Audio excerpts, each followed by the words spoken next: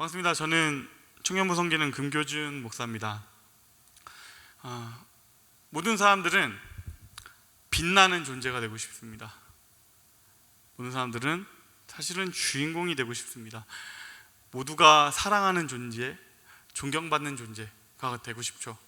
꼭 그게 무대 위가 아니더라도 누군가에게 사랑받고 싶은 마음, 존경받고 싶은 마음, 그런 사람이 되고 싶은 건 우리 모두의 마음입니다. 저도 그랬습니다. 그래서 저는 대학 시절에 밴드를 했습니다. 요즘 10대들에게 랩이 그럴 것 같아요. 랩을 10대들이 해야 했다면 제 때는 밴드를 해야만 했어요. 밴드를 해야만 했고, 그래서 대학교에 가자마자 친구들이랑 같이 이제 밴드를 결성했는데, 그날 첫날이었어요. 과 사무실에 다 가서 앉아 있는데 저하고 이제 다 대면대면한 새내기들이 앉아가지고 얘기를 하다가 알게 된 거예요. 야, 너 뭐 들어? 너 이 밴드 알아? 야, 너 기타 쳐? 옆에 있던 친구가 나 드럼 치는데? 너 일렉 치는데? 나 노래하는데? 이렇게 해서 뚝딱뚝딱 갑자기 밴드가 한 번에 만들어졌어요. 저는 거기서는 처음에는 베이스를 쳤습니다. 그 베이스를 치게 됐던 거는 제 동생이 그때 베이스 전공을 하고 있어가지고 집에 베이스 기타가 있어서이기도 했고요. 또 그거 말고도 기타가, 여러분 보시면 아시겠지만 베이스 기타가 제일 커요. 제일 크고 좀 이렇게 길거든요. 근데 그거를 그 당시에는 이렇게 요즘은 올려서 치는데 그 당시에 이렇게 내려서 쳐요. 이렇게 하고 치는데 그게 뭔가 저거다 이런 거 있잖아요. 그래서 저는 베이스를 쳤습니다. 밴드의 중심이라고 생각했어요. 뭔가 딱 음악의 중심을 잡아주면서 개멋있다 뭐 이런 생각을 하고 있었는데, 조금 지나니까 알겠더라고요. 베이스는요 아무도 몰라요. 지금 이렇게 공연을 하고 자매분들이 베이스는 몰라요. 드럼 오빠 알겠고, 기타 오빠도 알겠고, 뭐 보컬 오빠 당연히 알겠고, 다 알겠는데 베이스 2시간을 쳤는데 오빠도 밴드였어요? 뭐 이렇게 되는 상황들이 발생하는 것이죠. 그래서 제가 3년 차부터는 보컬을 했습니다. 그리고 4년을 더 했어요. 그 7년은 진짜 너무너무 재밌는 시간이었어요. 막 그때를 얘기를 하면 3,000명이 앞에서 막 뛰고 있는 거 본 적 있으세요? 막 그 밤, 막 화려한 조명이 나를 감싸는 그 밤. 그때에 대해서 드릴 수 있는 말이 너무 많지만 그거는 굳이 오늘은 말씀드리지 않을게요. 그러다가요 7년 만에 제가 딱 그만두게 됐는데, 그날은 언제였냐면 앨범을 녹음하는 날이었어요. 앨범을 딱 녹음하는 날이었고, 저의 자작곡을 하나 녹음을 딱 하고 스피커로 내가 부른 소리를 내가 딱 듣는데 그 순간 알았어요. 나는 아니구나. 나는 아니구나. 그리고 그때 진짜 큰 깨달음이 왔어요. 와, 진짜 많은 친구들이 나를 용납해 줬구나. 이렇게 많은 사람들이 나를 참아준 거다. 절대로 마이크 잡으면 안 되는 애가 이 4년을 이러고 있었구나. 진짜 지금 유튜브잖아요. 유튜브로 생중계되고 있는데 친구들한테 공개사하고 싶어요. 너무 고맙고 미안하다. 어쨌든 그랬습니다. 여러분, 이렇게 노래를 못하는 사람도요 보컬을 하고 싶고 주인공을 하고 싶고, 사람들은 그런 마음이 있는 것 같아요. 정말 다들 그런 것 같아요. 제가 최근에 한 칼럼니스트가 연애에 대해서 얘기하는 걸 딱 들었는데 그게 너무 와닿아서 제가 이렇게 받아 적어봤어요. 한번 읽어드릴게요. 사회생활을 하다 보면 대부분의 일은 남의 뒷지달거리를 하는 일이 많잖아요. 쟤는 주인공인데 나는 들러리인 것 같은 기분. 그렇게 힘든 생활 속에서도 우리가 연애를 하는 이유는 그 사람만은 나를 인생의 주인공으로 만들어주기 때문이 아닐까요? 이 사람한테만큼은 내가 그 들러리가 아닌 주인공이라는 점, 그 기분이 우리를 계속 연애하게 만들어주는 것 같아요. 여러분, 좀 납득이 되시죠? 이야기 듣는데 많은 부분은 좀 공감이 가는 부분도 있고 그렇더라고요. 그런데 한 가지 문제는 그겁니다. 모두가 주인공일 수는 없다는 점. 모두가 빛날 수는 없잖아요. 그런데 모두가 빛나고 싶은 마음이 있고, 그러니까 그 사이에서 어떤 갈등이 생기고 결국에 어떤 순간에는 조금은 포기하게 되기도 하고 조연의 자리에 머물기도 하고 뭐 그렇게들 됩니다. 그런데요, 가끔씩 진짜 특별한 사람들이 있습니다.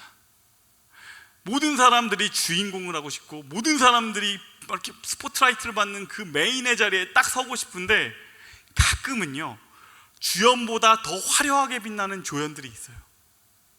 그 사람들을 가리켜서 우리는 씬 스틸러라고 합니다. 영화에서 특히 많이 쓰는 표현이에요. 이 씬 스틸러, 이 표현은요 보통 주연들한테는 쓰지 않아요. 왜냐면 주연은요 주연이니까, 그냥도 가장 가운데서 빛을 막 스포트라이트를 받고 있는 사람들이니까. 그래서 그 사람들한테 쓰지 않고요, 언제 쓰냐면 조연인데 아주 한순간에 위대한 연기를 확 펼쳐가지고 한눈에 모든 사람들의 시선을 딱 끌어모으는 사람들. 그러니까 그가 등장했던 한 씬, 그 씬을 내가 훔쳐버리는 것 같은, 모든 사람의 마음을 훔치는 한순간을 보여주는 조연, 그런 사람들을 가리켜 우리는 씬 스틸러라고 합니다. 성경 속에도 그런 사람들이 있습니다. 씬 스틸러들. 오늘 특별히 오늘 본문에는 초대교회의 아주 특별한 조연 씬 스틸러가 한 명 등장합니다. 그 사람의 이름은 스데반입니다. 스데반 집사. 바로 저번 주에 우리가 함께 얘기했었죠. 6장에서는 7명의 집사님들을 세우는데요, 그 사람, 교회에서 세웠던 특별한 리더들 중에 한 명, 스데반 집사님은 그 7명 중에 한 명이에요. 사도행전의 주연은 누가 봐도 스데반은 아니에요. 누가 봐도 그는 조연이 맞죠. 근데 딱 이 7장에 한해서는 그는 그 한 장 전체를 꽉 채웁니다. 7장에 대해서는 스데반의 정말 한 장면이라고 할 수 있을 만큼 그가 빛나는 순간이 거기에 딱 적혀 있어요. 이 7장의 대부분의 내용은요 그가 했던 설교인데요, 굉장히 재밌는 점은 우리가 생각할 때 사도행전에서 가장 긴 설교면 당연히 바울의 설교일 것 같지만 그렇지 않아요. 그 설교는 스데반의 설교입니다. 오늘 7장 2절부터 긴 2절 3절 말씀 제가 읽고 있는데 그의 위대한 설교가 시작이 됩니다. 스데반이 이르되 여러분 부형들이여 들으소서. 우리 조상 아브라함이 하란에 있기 전 메소보다미아에 있을 때 영광의 하나님이 그에게 보여 이르시되 내 고향과 친척을 떠나 내가 내게 보일 땅으로 가라 하시니. 아멘. 스데반의 설교는 이렇게 2절부터 시작해가지고 56절까지 쭉 이어집니다. 이 설교는 어떤 설교냐면 진짜 이스라엘의 역사 전체를 훑는 장대한 설교예요. 아브라함을 부르신 순간, 이 순간부터 딱 시작을 해서 아브라함부터 시작해서 야곱의 이야기, 그리고 요셉의 이야기, 그리고 광야 시절, 그리고 광야에 있던 장막의 이야기까지 쭉 이어지면서 그 정말 우리가 생각할 수도 없는 긴 이야기를 한 호흡으로 쭉 풀어내는 놀라운 스토리텔링이 이어집니다. 그런데요, 이 내용 전체를 사실 다루고 싶은 마음도 있지만 이걸 전체를 다루면은 아마도 오늘 예배는 5시 한 반 정도에 끝날 겁니다. 그렇기 때문에 그런 큰일 날 일을 오늘은 하지 않을 거고요. 우리가 이 설교회 가운데서 이 위대한 설교인데 이거의 제일 핵심 부분, 우리가 지금 주목했으면 좋겠는 부분은 이 설교를 듣던 청중들이 분노하기 시작하는 장면입니다. 51절에서 54절까지의 말씀인데요, 이 말씀을 함께 읽겠습니다. 시작. 목이 곧고 마음과 귀에 할례를 받지 못한 사람들아, 너희도 너희 조상과 같이 항상 성령을 거스르는도다. 너희 조상들이 선지자들 중에 누구를 박해하지 아니하였느냐? 의인이 오시리라 예고한 자들을 그들이 죽였고 이제 너희는 그 의인을 잡아준 자요 살인한 자가 되나니 너희는 천사가 전한 율법을 받고도 지키지 아니하였도다 하니라. 그들이 이 말을 듣고 마음에 찔려 그를 향하여 이를 갈거늘. 아멘. 여러분, 너무 두려운 내용이에요. 설교를 듣던 청중들이 왜 이를 갈까요? 왜 설교를 듣다가 분노하게 되었을까요? 혹시 이 안에도 지금 그런 분이 있다면 저를 용납해 주시기 바랍니다. 설교를 듣다 분노하게 됐어요. 이유는 뭘까? 그의 설교가 너무 길어서 그랬을까? 그건 아니에요. 아니면 혹시 전달이 잘 안 돼서 그랬을까? 내용 전달이 잘 안 돼서 화가 나서, 그것도 아니에요. 너무너무 완벽한 설교고 위대한 설교고 대단한 스토리텔링이에요. 그런데 왜 그랬을까? 비밀은 오늘 설교 바로 직전에 있었던 장면에 있습니다. 6장 11절에서 14절 말씀 제가 읽겠습니다. 사람들을 매수하여 말하게 하되 이 사람이 모세와 하나님을 모독하는 말을 하는 것을 우리가 들었노라 하게 하고 백성과 장로와 석인가들을 충동시켜 와서 잡아가지고 공회에 이르러 거짓 증인들을 세우니 이르되 이 사람이 이 거룩한 곳과 율법을 거슬려 말하기를 마지 아니하는도다. 그의 말에 이 나사렛 예수가 이곳을 헐고 또 모세가 우리에게 전하여 준 규례를 고치겠다 함을 우리가 들었노라 하거늘. 교회를 미워하던 사람들이요, 지금 급격하게 성장하는 이 교회를 두려워하고 불안해하던 사람들이 지금 스데반을 고소합니다. 그리고 고소했던 제목은 뭐냐면 그가 성전과 율법을, 우리를 모욕하였다 라는 제목으로 사람들을 돈으로 매수해가지고 사람들을 사고 그를 고소를 하게 됩니다. 그래서 사도행전 7장의 이 설교는요, 사실은 설교가 아니고 변론입니다. 그가 스데반 집사가 법정에서 최후로 하는 변론, 그것이 이 내용입니다. 이 변론, 이 고소, 이거는요, 이걸 좀 설명을 드리자면 기가 막힌 함정입니다. 이게 어떻게 해서 기가 막힌 함정이냐면 성전과 율법에 대한 모욕, 그리고 유대인에 대해서 정죄했던 그 이야기가 그가 사실이다 라고 그가 말을 하면요, 스데반이 그거 맞다라고 인정을 하게 되는 순간 예수님도 성전을 빌미로 해서 결국에는 그들이 십자가에 달아버렸거든요. 그러니까 그를 살인죄로 이제 죽이게 될 수 있는, 이제 사형에 처할 수 있는 빌미를 주게 되는 거고요. 그 두 번째, 그가 그러면 이 성전과 율법, 그리고 특별히 예수 그리스도를 죽인 유대인의 이 죄에 대해서, 정죄한 것에 대해서 사실이 아니다라고 말하게 되면은 그가 지금 예수 그리스도를 부인하게 되는 거잖아요. 그렇게 되면 교회의 성장이 멈추게 돼요. 그러니까 어느 쪽을 선택하든 지금 그들을 고소한 사람들한테는 상관이 없는 그런 상황인 것이죠. 그럼 이 상황 가운데서 스데반이 무엇을 해야 되느냐? 그 보이지 않는 미묘한 틈을 찾아가야 돼요. 그러니까 인정하는 것도 아니고 인정하지 않는 것도 아닌 그 중간에 미묘한 어떤 지점을 찾아서 이 두 가지를 다 피해가는 묘수를 낼 것인가, 이게 그의 변론에서 가장 중요한 핵심입니다. 그런데요, 아까 읽었던 그 말씀 7장 51절에서 54절까지의 말씀, 목이 곧고 마음과 귀에 할례를 바치면, 이렇게 시작되는 이야기를 쭉 읽어보면은 우리가 알 수가 있습니다. 스데반은요, 처음부터 작정하고 들어갑니다. 지금 그가 고소당한 내용은요, 모욕죄예요. 저가 우리를 모욕한다, 저가 성전과 율법도 모욕할 뿐만 아니라 우리 유대인들을 정죄하고 모욕한다, 이것이 고소의 핵심 내용이었는데 지금 스데반은 그들이 가장 듣기 싫어하는 그 이야기를 딱 찌르고 들어갑니다. 그러면서 무슨 얘기를 하고 있는 거냐면, 위대한 조상들의 자손인 너희들이 예수를 죽였다. 너희가 뭐 대단한 것처럼 섬기는 하나님의 성전, 그것은 어쩌면 아무것도 아니다.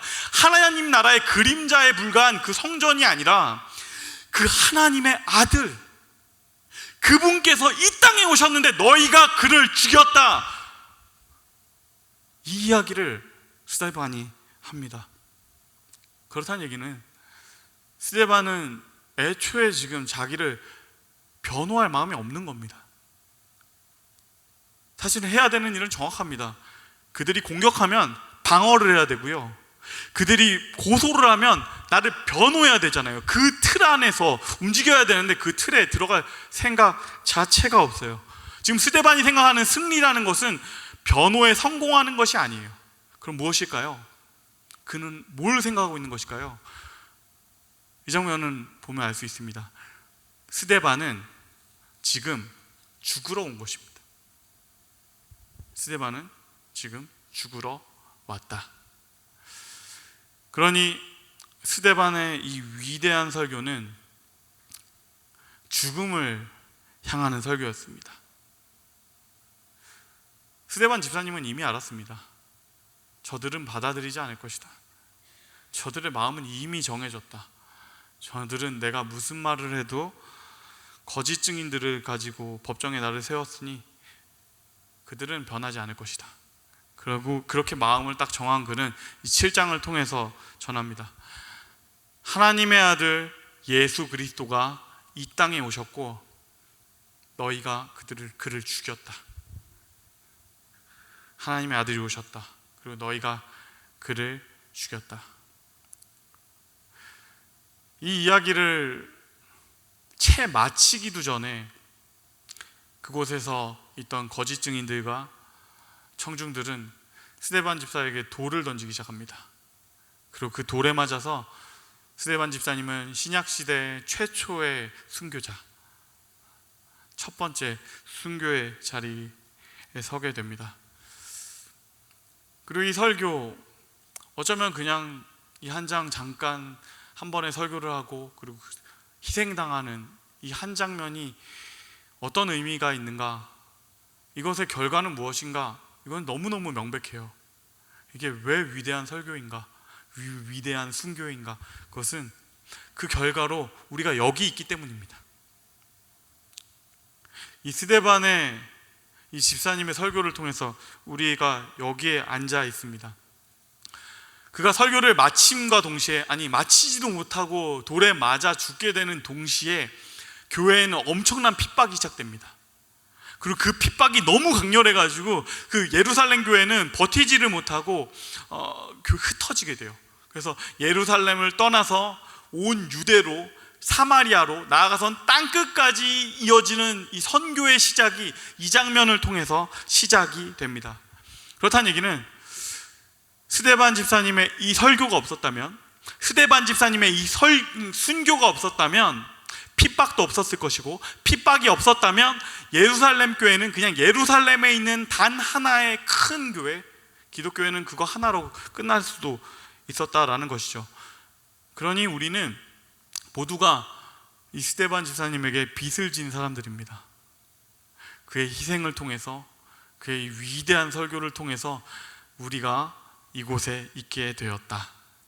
정말로 놀랍게 빛나는 한순간, 한 장면이 7장에 나옵니다. 그래서 오늘은 이 위대한 스데반의 위대한 장면, 빛나는 장면을 통해서 하나님께서 우리에게 주시는 세 가지의 메시지를 함께 보려고 합니다. 이 세 가지 메시지는 무엇일까? 첫 번째 메시지는 이것입니다.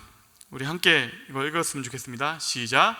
그 순간을 위해 필요한 것은 그의 평생이었다. 그 순간을 위해서 필요한 것은 그의 평생이었다.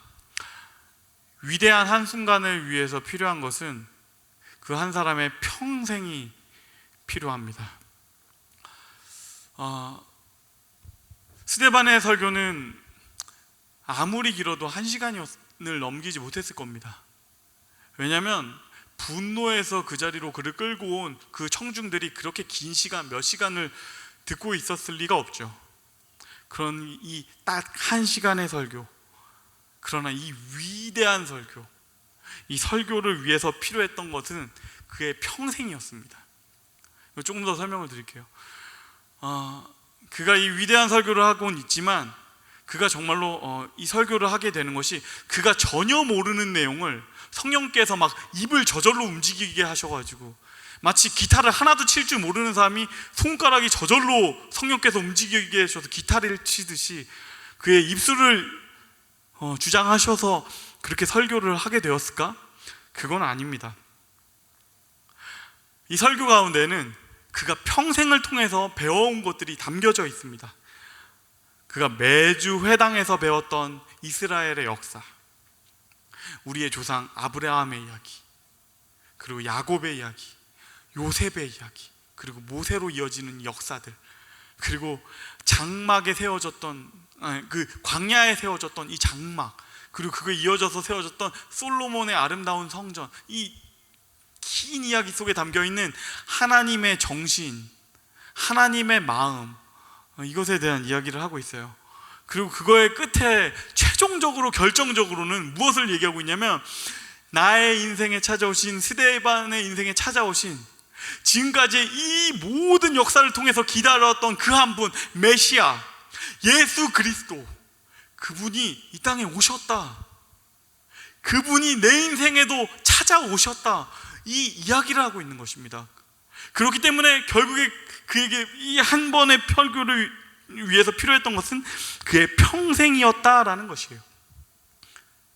하나님께서는 그의 한 평생을 통해서 그를 준비시키셨고, 그의 준비된 그 시간들을 통해서 그 한순간, 마지막에 위대한 순간을 만들어 가셨다라는 것입니다. 청년 여러분, 저는 확신합니다. 하나님께서 우리의 인생에도 그 위대한 순간을 만드실 것입니다. 정말 놀랍도록 빛나는 한순간을 우리 모두에게 하나하나 다 계획해 두셨을 것입니다. 그리고 그 순간을 위해서 필요한 것은 여러분의 평생입니다. 그래서 당신의 평생을 그 순간을 위한 준비가 되도록 하는 저와 여러분이 되기를 주님의 이름으로 축원합니다. 이 스데반의 이야기를 통해서 우리에게 들려주시는 두 번째 메시지입니다. 이 메시지를 우리 함께 읽었으면 좋겠습니다. 시작. 매일을 그 순간처럼 살았다. 매일을 그 순간처럼 산다. 스데반 집사님이 매일을 그 순간처럼 살아냈다라는 것입니다. 좀 뜬금없는 것 같지만 여러분, 그 아주 위대한 축구 선수 호나우지뉴라는 선수가 있습니다. 지금 사진이 나왔죠. 저 선수는 제가 너무너무 좋아하는 선수인데요, 이 선수는 진짜 되게 위대한 커리어를 보내기도 하고, 그리고 또 특히 발재간이 너무너무 좋아서 발이 마치 이렇게 공이 발에 붙어 있는 것 같다고 해서 그의 별명은 외계인이에요. 지구인이라면 이렇게 공을 찰 수 있을 리가 없다. 그래서 너무 훌륭한 선수인데, 한 기자가 어느 날은 그에게 이게 인터뷰를 하러 가서 물었다고 합니다. 뭘 물어봤냐면, 당신의 가장 기뻤던 순간은 언제였나요? 이걸 물어봤어요. 그러면서 기대했어요. 언제가 가장 기뻤던 순간이었나요? 챔피언스 리그에서 우승했던 그 날인가요? 아니면 최고의 라이벌 레알 마드리드와의 그 경기에서 맨 오브 매치로 선정되었던, 경기 최고의 선수로 선정되었던 그 날인가요? 아니면 월드컵에서 우승했던 순간인가요? 아니면 선수 최고의 영예 발롱도르를 수상했던 날인가요? 막 이런 게 물어봤는데요, 언제였는지 물어본 그 대답에 대해서 그가 했던 대답은 조금 달랐습니다. 제가 가장 기뻤던 그날은 훈련장에 나갔던 그날이었습니다. 어느 날 내가 깨닫게 된 날, 내가 왼발을 이제 오른발하고 똑같이 쓸 수 있게 됐구나 라는 것을 깨달았던 그날이 저에게 있어서는 가장 기쁜 순간이었습니다 라는 말을 했다고 해요. 여러분, 제가 무슨 말씀 드리시는지 아시겠죠? 그를 가장 특별한 사람으로 만들고 가장 훌륭한 선수로 만들었던 특별한 순간은 그 위대한 무슨 경기장에서의 화려한 순간이 아니라 반복되는 일상, 반복되는 훈련장에서의 그 하루, 그것이 그를 위대한 선수로 만들었다라는 말입니다. 6장 3절에서 6절 말씀은 이렇게 말합니다. 저번에 우리가 들었죠. 형제들아, 너희 가운데서 성령과 지혜가 충만하여 칭찬받는 사람 7을 택하라. 우리가 이 일을 그들에게 맡기고 우리는 오로지 기도하는 이가 말씀 사역에 힘쓰리라 하니. 다음 장도 볼까요? 온 무리가 이 말을 기뻐하여 믿음과 성령이 충만한 사람 스데반. 뒷부분은 안 읽을게요. 너무 저 발음을 할 수가 없어요.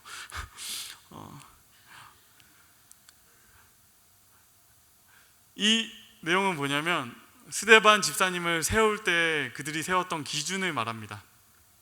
저번 주에 말씀드렸지만 스데반 집사님도 그런 사람이었던 것 같아요.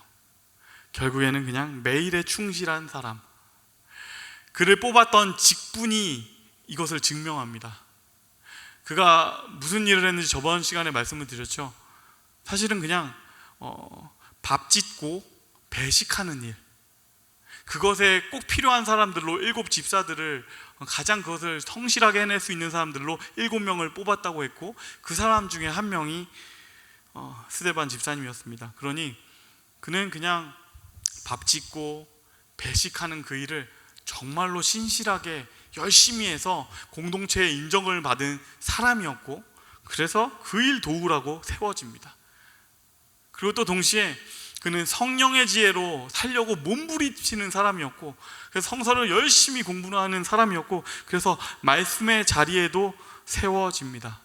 그저 나의 하루에 있는 것을 최선을 다하는 사람, 그렇게 세워진 사람 한 사람, 스데반. 그런 사람에게 그 위대한 순간이 찾아옵니다. 그 위대한 그 한순간은 뭐 특별한 날에 오는 것이 아니라 그냥 일상의 한순간에 찾아옵니다. 아침에는 밥을 나눠주고 점심에는 말씀을 공부하던 그 어느 날 어떤 순간에 그 순간이 찾아옵니다. 그래서 우리도 그랬으면 좋겠습니다. 우리의 하루 별 볼 일 없어 보이는 일들 매일매일 우리가 합니다. 그냥 아침에 일어나서 학교도 가고, 그리고 일하는 사람들은 열심히 일을 할 것이고, 서빙도 하고, 아니면 뭔가를 팔기도 하고, 사무실 앞에서 자판을 두들길 때도 있고, 별로 대단치 못한 것 같은 우리의 그냥 일상. 그러나 그 일을 가장 위대한 그 순간처럼 하길 바랍니다. 주님께서 나를 가장 빛나게 하실 그 순간처럼 하시기를 바랍니다. 그럴 때 그날은 반드시 옵니다. 어느 순간에 그때는 온다. 마지막으로 세 번째 메시지입니다. 세 번째 메시지 함께 읽겠습니다. 시작. 하나님이 도우신다. 결국 하나님이 도우신다. 결국 하나님이 하신다. 우리는 지금 스데반의 위대한 순간에 대한 이야기를 하고 있지만, 지금 드리고 있는 말씀 마지막 순간에 결국은 하나님이 하심에 대한 이야기를 하게 돼요. 오늘 본문에서 보면 스데반 집사님은 돌에 맞아서 죽어가면서 그 마지막 순간에 몇 가지 이야기들을 남기는데요, 그가 했던 이야기들이 본문에 적혀 있습니다. 근데 이건 뭔가 우리에게 좀 익숙한 말들이에요. 불과 한 달이 채 되지 않은 어떤 메시지하고 굉장히 흡사한 한순간, 59절과 60절의 말씀을 함께 큰 목소리로 읽겠습니다. 시작. 그들이 돌로 스데반을 치니 스데반이 부르짖어 이르되 주 예수여 내 영혼을 받으시옵소서 하고 무릎을 꿇고 크게 불러 이르되 주여 이 죄를 그들에게 돌리지 마옵소서 이 말을 하고 자니라. 아멘. 주여 이 죄를 그들에게 돌리지 마옵소서. 이건 무엇과 비슷합니까? 저들의 죄를 사하여 주옵소서. 기억이 나시죠? 여러분, 이게 뭐죠? 십자가 위에서 예수님이 하셨던 마지막 메시지입니다. 그것과 너무너무 비슷한 이야기를 지금 스데반이 하고 있죠. 저번 설교 시간에도 말했지만 이것은요, 사람이 할 수 있는 말이 아닙니다. 어떻게 이 말을 합니까? 지금 막 나를 죽이려고 돌덩어리가 막 달아오고, 이게 눈에도 맞고 팔에도 맞고 온몸에 나를 죽이려고 매서운 미움으로 날 죽이려는 살기가 가득한 그 돌이 나에게 날아오고 있는데, 그걸 맞으면서 어떻게 저들을 용서하여 주옵소서라는, 저들의 죄를 저희들에게 돌리지 마옵소서라는 말을 어떻게 할 수가 있어요? 이건 할 수가 없는 말이에요. 그런데 스데반 집사님이 지금 이 말을 합니다. 그리고 이 말이 이 순간을 너무너무 놀라운, 더 위대하고 특별한 숭고한 순교의 장면으로 만들게 됩니다. 너무너무 빛나는 장면이에요. 그렇다면 여기서 우리가 한 가지 질문을 가져야 합니다. 이 말을 하는 스데반이 지금 예수님과 동급인 것인가? 그가 정말 예수님만큼 아주 위대하고 대단한 존재여서 이런 말을 할 수 있었던 것인가? 아니, 예수님보다 더 특별한 사람이어서 이 말을 그가 할 수 있었던 것일까? 아니요, 그건 아닙니다. 왜냐하면 스데반은 사람이에요. 이 장면에서 그가 이 말은 하지만 아주 결정적인 예수님과 스데반의 차이점 한 가지가 있습니다. 그것이 뭐냐면 그것은 하나님의 도우심입니다. 우리 55절과 56절 말씀을 세 번역의 버전으로 함께 읽겠습니다. 시작. 그런데 스데반이 성령이 충만하여 하늘을 쳐다보니 하나님의 영광이 보이고 예수께서 하나님의 오른쪽에 서 계신 것이 보였다. 그래서 그는 보십시오 하늘이 열려 있고 하나님의 오른쪽에 인자가 서 계신 것이 보입니다 하고 말하였다. 말하였다. 아멘. 예수님은 십자가 위에서의 그 시간들을 오롯이 혼자서 견뎌야 하셨습니다. 그래서 최후의 순간에 그가 하셨던 아버지여 나를 버리시나이까라는 그 말이 그것을 증명합니다. 하나님의 아들은 그곳에서 온전히 그냥 온전한 버림을 받고 계셨다. 그런데 스데반은 달라요. 그가 지금 이 장면에서 보고 있는 것은 하나님의 영광입니다. 그가 이 순간에 남들에게는 보이지 않지만 하나님께서 그에게 보여주시는 것이 있어요. 하나님이 하늘에 서신 것과 그의 우편에 예수님께서 서 계신 것을 봅니다. 여기서 이 하나님 우편에 서 계신 예수라는 이 표현은 굉장히 특별합니다. 성경의 많은 장면에서 하나님 우편의 보좌에 앉으신 예수라는 표현은 굉장히 많이 등장합니다. 그러나 하나님 오른편에 서신 예수라는 표현은 여기에서만 등장해요. 그렇다는 얘기는 무엇입니까? 하나님 우편에 서신 그 예수님, 그 예수님께서 벌떡 일어나서 지금 그를 돕고 계신 것입니다. 하나님의 아들이 그를 그 자리에서 그 스데반의 모습을 보면서 벌떡 일어나서 중보하고 계신 것입니다. 그에게 집중하며 그를 응원하고 계신 것입니다. 하나님께서 그에게 하나님의 영광을 보여주고 계신 것입니다. 그래서 스데반이 이것을 해내는 것이에요. 스데반이 많은 준비들도 하고 많은 것들을 해내지만 결국 최종적으로 가서는 정말로 하나님의 역사의 그 위대한 한순간, 빛나는 순간을 만들어낼 수는 거기에서 딱 부딪히는 인간의 한계가 있어요. 내가 할 수 없는 지점. 그런데 그 지점은 하나님이 도와주세요. 사람이 할 수 없는 그 지점을 하나님께서 딱 도와주시고 그걸 통해서 완전히 불가능한 그것을 하나님이 가능하게 하십니다. 그리고 그것을 만들어내고 나서 하나님께서 뭐라고 하시냐면 스데반, 네가 날 위해 해주었다. 네가 그 위대한 순간을 그곳에 나를 위해서 있어 주었다. 하나님의 도우심이 있어서 우리는 그 위대한 순간을 맞이합니다. 세상은 우리한테 계속해서 말합니다. 너는 그냥 초라한 한 사람이고 네가 크게 뭐 그렇게 바꿀 게 있냐고. 넌 그냥 대단치 못한 그냥 소시민이라고, 일상을 사는 소시민이지 네가 뭐냐고 라고 우리를 계속해서 초라하게 만들어 갑니다. 사실 우리의 일상이 그렇기는 해요. 그냥 밥 먹고 아침에 일어나서 학교 가고 그리고 돌아오고, 밥 먹고 직장에 가고 돌아오기도 하고, 때로는 그냥 하루 종일 뭔가 시험을 준비하느라 처박혀 있기도 하고, 가끔씩 거기에 예배를 드린다, 말씀을 본다, 기도를 한다, 아니면 봉사를 한다, 몇 가지 특별한 것들이 조금 다르게 쓰이는 시간들도 있곤 하지만 겉으로는 크게 다른 것은 없습니다. 그러다 보니 그런 우리에게 세상은 계속해서 말해 옵니다. 그냥 더 나약해가지고 하나님 의지하는 사람, 멘탈이 쿠크다스라서 하나님 의지하는 사람, 그게 크리스천 아니야? 그냥 똑같은 죄인, 똑같은 사람, 그게 크리스천 아니냐? 세상 사람들은 우리를 그렇게 말합니다. 맞아요. 똑같은 죄인이에요. 그렇지만 말도 안 되는 사랑받은 한 죄인이에요. 맞아요. 똑같은 한 사람이에요. 그렇지만 하나님이 지금 빚어가시는 한 사람이에요.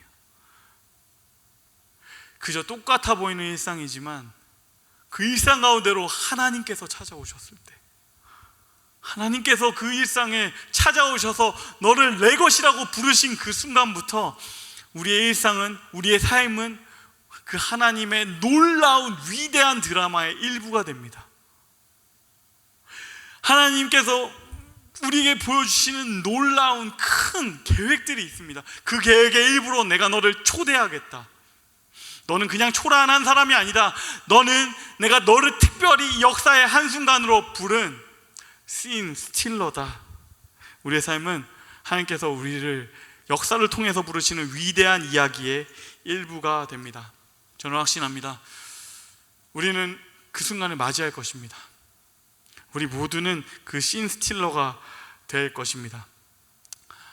여러분, 우리가 여기서 한 가지 오해하지 말아야 될 것은 스데반 집사님처럼 순교를 해야 위대하다라고 말하는 것이 아닙니다. 성경을 보면은요, 정말 주를 위해서 한순간 빛났던 사람들이 신약에 얼마나 많이 있는지 몰라요. 어떤 사람들이 있을까요? 예수의 무덤을 준비한 아리마대 요셉, 그는 정말로 한순간 빛나는 장면이 있고요. 예수의 발에 향유를 부었던 마리아, 혹은 놀라운 믿음을 보여줬던 백부장, 여러 가지의 모습으로, 크고 작은 모습으로 그들은 한순간을 정말 환하게 빛납니다. 그리고 그 순간을 바라보시는 무엇보다 가장 중요한 한 명의 관객이 계세요. 영원한 관객이 한 분 계세요. 그분이 누구십니까? 하나님. 그 한 분이 보시는, 그 한 분이 주목하시는 그 드라마를 우리가 지금 그려갑니다. 아까 제가 말씀드렸던 예수님께서 일어나시는 그 장면을 기억하시죠?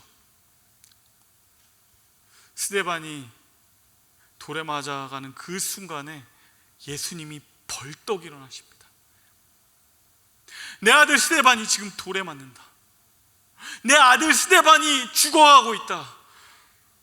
예수님께서 그 순간을 타는 마음으로 그 자리에서 벌떡 일어나서 그를 바라보십니다. 그리고 그에게 하나님의 영광을 보여주시면서 그를 중보하시고 그에게 힘을 주세요. 하나님께서, 그 영원하신 한 명의 관객께서 그 한순간 그 모든 시선을 그 한 명에게, 그 한순간에 집중해서 바라보십니다. 예수님을 그의 보좌에서 일어나게 하는 한 사람, 스데반.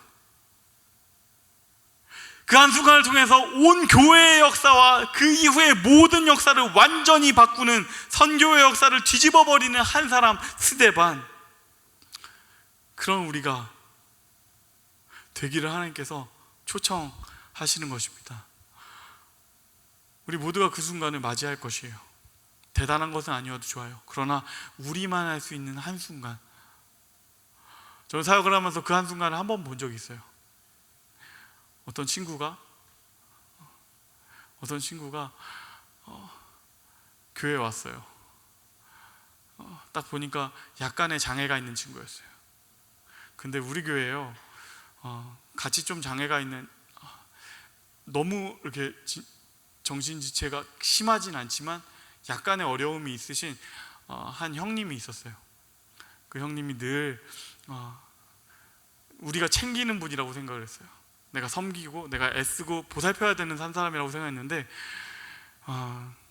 그 친구가 찾아왔을 때 갑자기 예배당에서 막 소리를 지르기 시작하는 거예요. 이유를 모르겠어요. 막 소리를 지르는 거예요. 그래가지고 이거 어떻게 하지? 우리는 어떻게 할지를 모르겠는 거예요. 어떻게 하지? 뭐 진행도 안 되고 예배도 갑자기 스탑됐고, 이거 어떻게 하지? 근데요, 그 한순간에 갑자기요, 현성이 형이 갑자기 본명을 말했네요. 그 형님이 그 친구를 딱 찾아가서 얘기하는 거예요. 안 무서워도 돼. 너 무섭지 지금? 안 무서워도 돼. 이 이야기를 하고 나니까 그 친구가 갑자기 너무 조용하게. 그리고 나중에 가서 들었는데, 그 친구가 여기에 왜 뜬금없이 찾아왔는지 궁금했거든요. 사실은 진짜 죽고 싶었대요. 그래서 교회를 찾아갔는데, 그날 현성이 형이 나를 잡아줬어요. 이 얘기를 하는 거예요. 그 순간 나는 알았어요. 하나님이 이 장면을 주목하셨겠다. 다른 누구도 알 수 없는 어떤 한 장면, 완전히 빛나는 한 장면, 하나님께서 그를 씬 스틸러로 사용하셨구나. 사랑하는 여러분, 우리도 그렇게 되기를 원합니다. 사람들은 우리를 초라하게 말하지만 하나님께서는 우리에게 놀라운 계획을 가지고 계시고 하나님께서만 보시는 정말 중요한 순간들이 있습니다. 그 한순간에 정말 놀랍게 빛나는 한 사람, 그 씬스틸러로 우리를 빚어가기를 원하십니다. 말씀을 맺겠습니다. 오늘 본문 속에 스데반의 마음, 그 마지막 한순간의 마음과 똑같은 결단이 성경에 한 군데 더 있습니다. 이것은 바울이 이제 정말 마지막이다, 난 이제 곧 죽는다라고 생각하면서 적었던 마지막 편지의 한 장면이에요. 디모데후서 4장 6절에서 8절의 말씀을 우리 함께 큰 목소리로 읽겠습니다. 시작. 전제와 같이 내가 벌써 부어지고 나의 떠날 시각이 가까웠도다. 나는 선한 싸움을 싸우고 나의 달려갈 길을 마치고 믿음을 지켰으니 이제 후로는 나를 위하여 의의 면류관이 예비되었으므로 곧 의로우신 재판장이 그날에 내게 주실 것이며 내게만 아니라 주의 나타내심을 사모하는 모든 자에게 도니라. 아멘. 아멘. 여러분, 우리 모두가 이 꿈을 꿨으면 좋겠습니다. 스데반이라는 이름의 뜻은 면류관입니다. 하나님께서는 우리 모두에게 그 면류관 같은 한순간, 정말 빛나는 한순간을 주기를 원하세요. 그러니 우리도 그 위대한 꿈을 꾸었으면 좋겠습니다. 남들이 보기에는 초라해 보일지 몰라도 우리에게 가장 중요한 것은 이 역사의 주관자이신 하나님이 우리를 어떻게 보시는가. 남들이 볼 때는 대단한 자리에 올라가야 위대한 사람 같고, 남들이 볼 때는 뭔가 대단한 커리어를 만들어야 위대한 사람 같다고 하겠지만, 하나님께서 보시는 눈은 다릅니다. 그분께서는 우리의 약한 그 모습을 가지고도 정말 빛나는 한순간을 써내려 가실 것이고, 세상 사람들은 알지 못할, 그러나 이 세상이 다 사라지고도 영원히 남을 그 생명책의 한 장면, 그 위대한 가장 빛나는 한순간에 우리의 이름이 적혀 있기를 원합니다. 우린 생활에 찌들어서 생명을 놓치고 살 때가 있고, 생업에 찌들어서 사명을 놓치고 살 때가 있지만, 우리가 하나님이 보시는 그 눈으로 우리를 보길 바라요. 우리의 약함, 우리의 부족함이 아니라 하나님의 강함으로 우리는 그 한순간을 빛낼 것이다. 마지막으로 우리가 이 문장을 함께 큰 목소리로 읽고 설교를 마쳤으면 좋겠는데요. 이 문장 우리 함께 읽겠습니다. 너의 인생을 하나님의 드라마에 빛나는 한 장면이 되도록 하라. 그저 스쳐가는 하루가 아니라 그 위대한 순간을 위한 오늘을 살라. 아멘. 이 말씀 같은 오늘을 사는 저와 여러분이 되기를 주님의 이름으로